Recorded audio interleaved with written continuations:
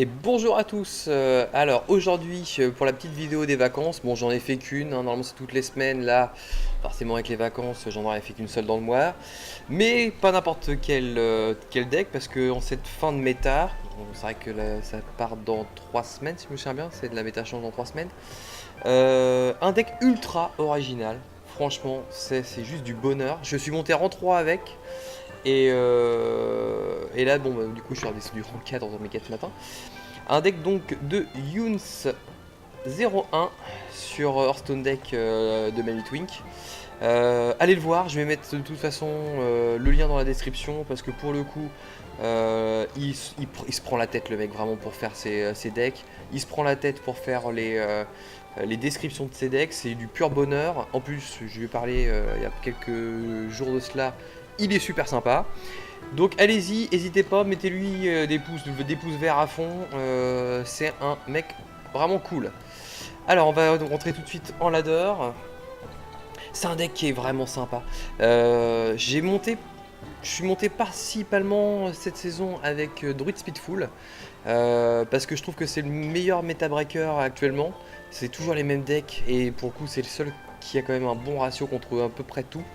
Et c'est le seul qui prend de vitesse, enfin c'était le seul, parce que maintenant il y a celui-là, qui prend de vitesse notre ami le Druidzo, le démoniste Zo. Alors, la liste est folle et monstrueusement simple. La seule chose que j'ai changé de sa liste, alors lui il avait mis une comtesse Malessandre. Mais finalement la comtesse Malessandre ça ne pioche qu'une seule carte parce que il n'a ni carte avec vol de vie ni carte avec ruée. Donc du coup il ne pioche qu'une seule carte avec Râle d'Agonie. Finalement la comtesse c'est une 6-6 pour 7 qui pioche une seule carte. C'est cool mais pas top. Donc du coup j'ai pensé mettre la voleuse d'âme Azalina. J'ai fait des parties sans déconner les plus drôles depuis bien longtemps. L'avantage c'est que personne s'attend à voir une Azalina tomber, surtout dans un druide, Je sais pas ce que j'ai avec le druide aujourd'hui. Surtout dans un deck tempo, personne s'attend à voir une Azalina tomber. Ça te permet tout simplement de voler des games que tu n'aurais pas gagné normalement, comme face à un Warcat, face à un voleur quête. Bah oui, parce que comme tu lui prends sa main, eux ils ont prévu de finir vite. Ils s'attendent pas du tout à ce que tu leur voles leurs mains et que du coup tu les prennes de vitesse parce que eux ils ont passé tout le jeu à résoudre leur quête, mais toi tu as développé du board pendant ce temps là, donc quand tu lui piques avec Azalina l'intégralité, déjà tu as une Azalina sur table, plus en général 3-4 créatures. Ils peuvent pas se relever quoi, c'est juste ça, ils peuvent juste pas se relever. Allez. Alors au début, je sais pas comment le joue Younes, c'est son deck. Hein. Enfin j'ai lu comment il le jouait, il joue vachement tempo. Moi j'avoue j'ai plutôt tendance à me faire passer pour un prêtre contrôle. Un prêtre contrôle dragon. Parce que c'est voilà, c'est un deck qui est peu connu parce que c'est Younes 01 qui l'a inventé.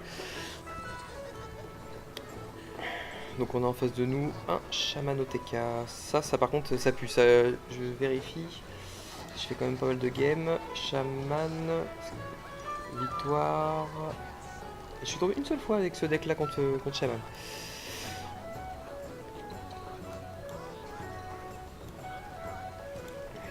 Bon, je vais le tempo un peu.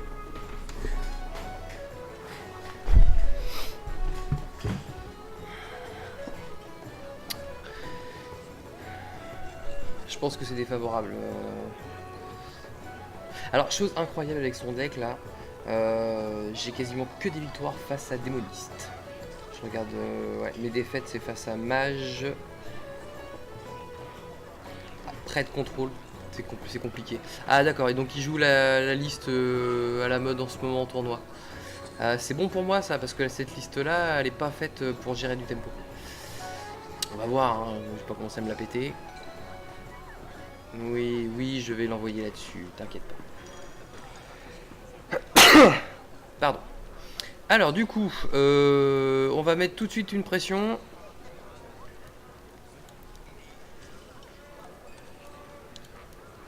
Parce que là, lui, il s'attend à pouvoir le trade facilement. Sauf que là, hop, tout de suite, ça va moins se marrer. Ah oui, j'ai oublié de préciser avec ce deck. Ouais, bah voilà, donc du coup, ça c'est un trade facile. Tout l'intérêt du deck est juste incroyable. Le crève-cercueil. Donc c'est pour ça que ça s'appelle le deck pompe funèbre qui l'a nommé ainsi. C'est que le crève-cercueil nous envoie des Drakdos, nous envoie des statues d'obsidienne dès le tour 6 ou tour 7. C'est super. Enfin, c'est surtout pour des contrôles, c'est insupportable. C'est vraiment insupportable pour les decks contrôle. Moi j'ai rajouté Azalina pour gérer du contrôle, mais juste son deck il est insupportable. C'est même étonnant en fait qu'il n'ait pas été plus médiatisé que ça. Je vois que sur la sphère française de Mamie Twink ça marche bien, mais bon voilà, c'est un deck qui mérite vraiment à ce qu'on en parle.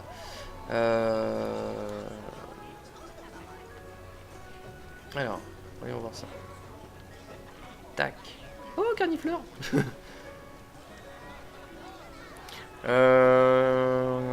Qu'est-ce que je fais? Je vais le protéger. Je vais optimiser les points de vie parce que de toute façon... Par contre, moi ce que j'aime pas, c'est quand même qu'il puisse attaquer comme ça impunément. Enfin, qu'il puisse piocher impunément. Donc on va faire ça. Voilà quoi. Le racine classe 6-5, c'est super chiant. Enfin voilà, c'est un deck chiant par définition. Il est vraiment relou.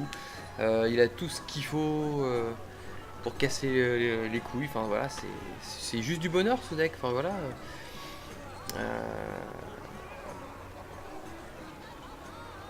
Ah ouais. Ça c'est la petite particularité donc de notre ami, c'est qu'il aime beaucoup l'enchanteur mycélien. J'ai vu sur ses autres listes qu'il le mettait un peu partout, mais effectivement c'est vraiment une bonne carte. Hein. Et dans un deck où finalement on va pas beaucoup se soigner, on va plutôt partir du principe que c'est la statue qui va nous soigner, que c'est qu'on va mettre un Anduin, et bah ça fait des merveilles quoi. D'accord. Donc là le truc c'est que j'ai pas tellement envie. Et bah justement, regardez-moi cette merveille.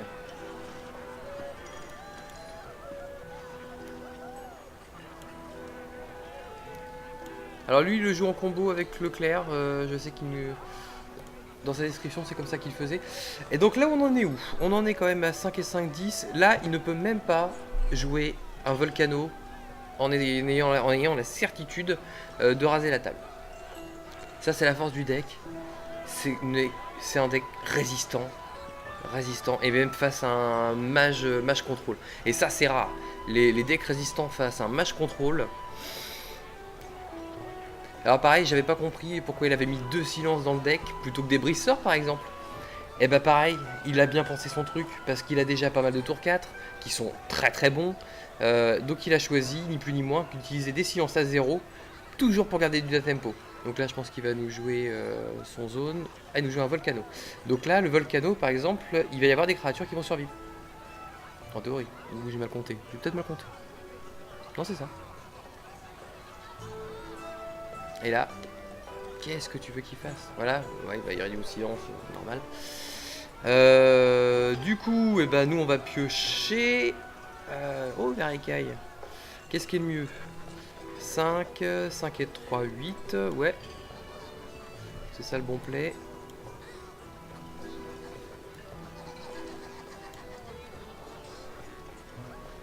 Et du coup, ça veut dire que le carniflore aura rué si j'ai un dragon en main.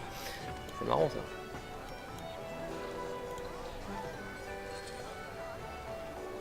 Voilà, un deck insupportable. Il a rien joué qui puisse... donc là, je pense qu'il va se soigner, c'est la seule chose qu'il a à faire. Voilà. Voilà, c'est malheureux pour lui, mais c'est la seule chose qu'il puisse faire.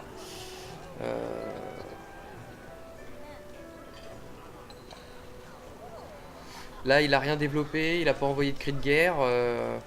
On lui a mis sa nique, quoi. Il n'y a pas d'autre mot. On va mettre une statue obsidienne ou pas? Alors, il a déjà joué 2 grenouilles. Comment il gère? Ouais, voilà, il peut pas gérer. Même si je rejoue un Volcano, j'ai trop de PV sur. J'ai beaucoup trop de PV sur table, quoi. Il peut pas s'en sortir.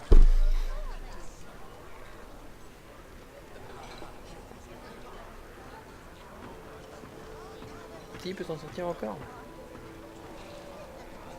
Voilà, on lui dit bien joué. Et c'est gagné. Bah voilà. Voilà comment ce deck est juste taré. Voilà, il n'y a pas d'autre mot, il est taré. J'ai un taux de... alors là, il me dit... Ouais, mais par contre, j'ai beaucoup joué hier en rentrant de vacances. Bon, j'ai un taux officiel avec le tracker de 56%. Faut rajouter plus que ça. Je suis à 9 victoires, 7 défaites. J'ai fait 6 victoires d'affilée hier. Je suis passé 3. Ouais. Donc en vrai, je suis à 15 victoires pour 7 défaites avec ce deck là. Ah non, mais voilà, il est. Et le pire de tout, c'est qu'il est pas si cher que ça, quoi. Je veux dire, à part Azelina, qui est ma petite touche perso, je vais arrêter d'en parler parce qu'on va croire que je parle que de ça, mais ouais, non, à part, ouais, c'est ça. Il y a combien? Il y a le Prince Kelet 7 qui est utile dans tellement de decks que voilà, c'est pas. C'est juste un achat normal. Anduin, on peut s'en passer dans pas mal de decks, mais c'est vrai qu'il est partout, quoi. C'est. Alors ce qui est rigolo, c'est que en plus, donc Yoon 01, quand il l'a créé, il voulait faire un nouveau chasseur appel. Et bah, ce qu'il a donné au final, c'est pas un chasseur appel, c'est un druide tempo version prêtre. Mais avec le crève-cercueil qui rappelle un peu, ouais. Oh tiens. Oh non. Oh, ça va durer 2 ans. Si vous voyez que ça switch, c'est que la partie était trop longue. Bon, donc voilà, on finit la on finit la partie. Donc je ferai une ellipse. En fait, là, ce que vous venez de voir, c'est une ellipse. La partie a duré 40 minutes. La partie que vous venez de voir là, enfin que vous n'avez pas vue parce que je viens de la couper, a duré 40 minutes. Donc je fais ma 3e partie, celle-là tiendra. Voilà. Je suis tombé sur un deck fatigue Amara. Ça a été long. Ça a été affreusement long en fait. C'est même pas possible. C'est pas possible de montrer ça en vidéo parce que là j'en suis déjà à 45 minutes et ma première partie a duré 5 minutes. Donc voilà, donc là c'est coupé, vous inquiétez pas, comme je l'ai dit tout à l'heure. Hein. Donc on attaque la 3e partie, bon pied bon oeil.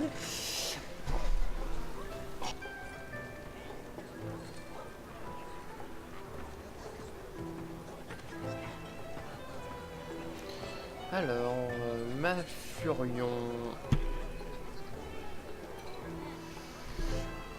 Eh ben je vais garder Azelina parce que il y a de fortes chances en ce moment que ce soit un druide combo ou token. Et moi j'aime bien récupérer une main entière de druide token. En général c'est assez sympathique comme concept.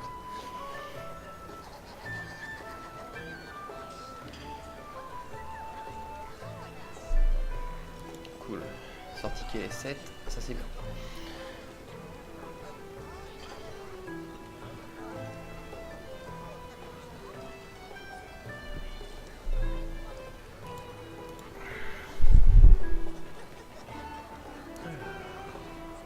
Pour l'instant, déjà normalement, voilà, bon, croissance sauvage, il y a des croissance sauvage, ouais, il y en a dans les deux.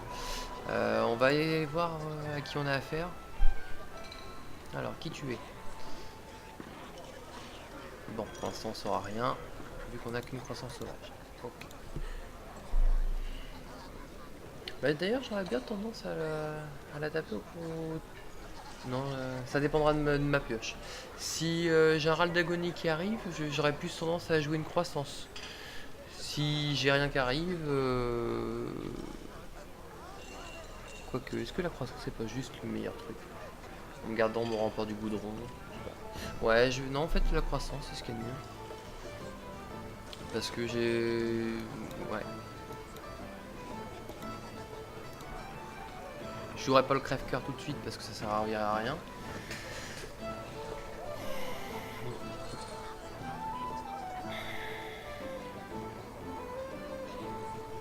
Ok, c'est donc un druide token. Donc j'ai bien fait de garder le report du goudron, il va me servir pour plus tard.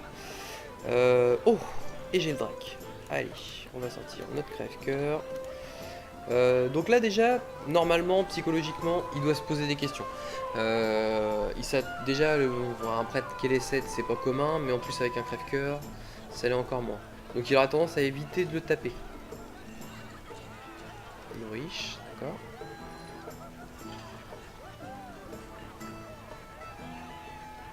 Je suis en train de me demander. Ça dépendra de ce qu'il va faire après. Il a joué un... Oh non! Oh non, putain, pas celui-là! Ok. Bon bah là, la Zélina va être bien pratique. Ok. Alors là, ça va être compliqué. Ça va être bien compliqué. Donc du coup, là, je vais tout balancer d'un coup.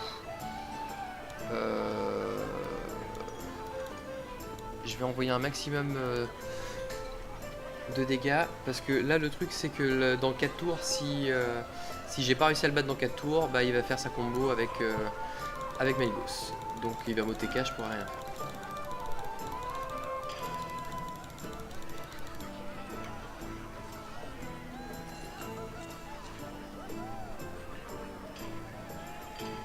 Donc là, il va falloir que je joue violent.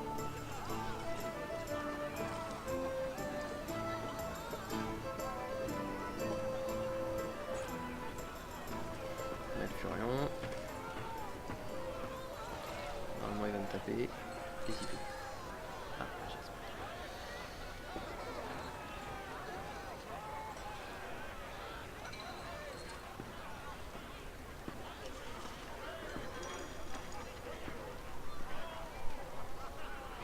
Donc, ce qu'il garde en main, c'est que du pratique. Théorie. Ok, alors, ah bah tiens, je vais pouvoir utiliser la combo de notre ami.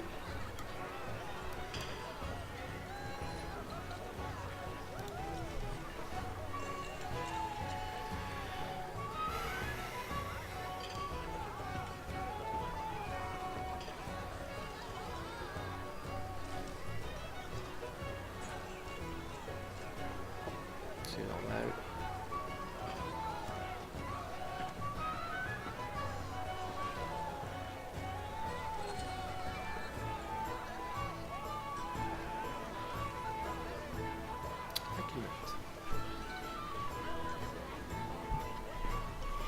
Ok.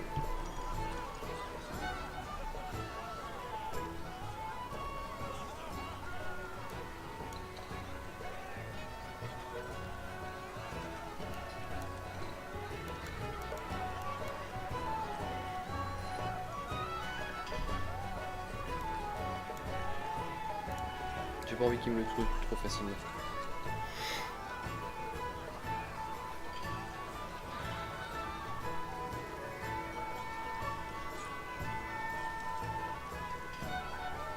Acclimatation encore. Ok.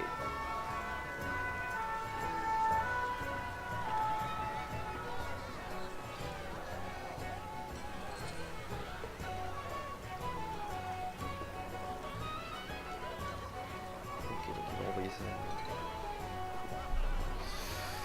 Ok, c'est bon. Alors ça va être pas mal. Alors, soit je garde le silence. Je suis pas sûr que ça me serve.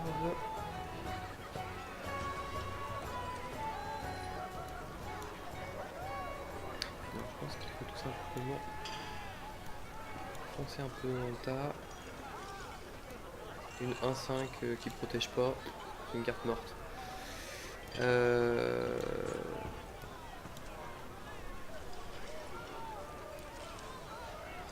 Par contre, je vais optimiser ma 4-4, ma 4-6.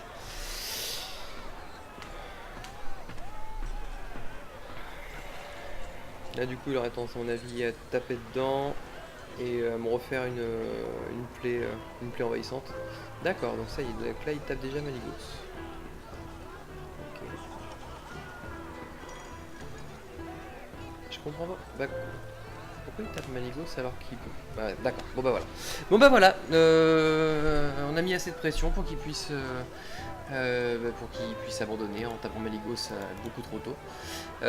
Donc voilà, merci d'avoir regardé la vidéo. Vous inquiétez pas pour la coupure, hein, je vous évite le pire. Ciao ciao et merci encore, j'ai oublié de le dire, encore merci à Youn01 pour ce deck merveilleux. À la prochaine.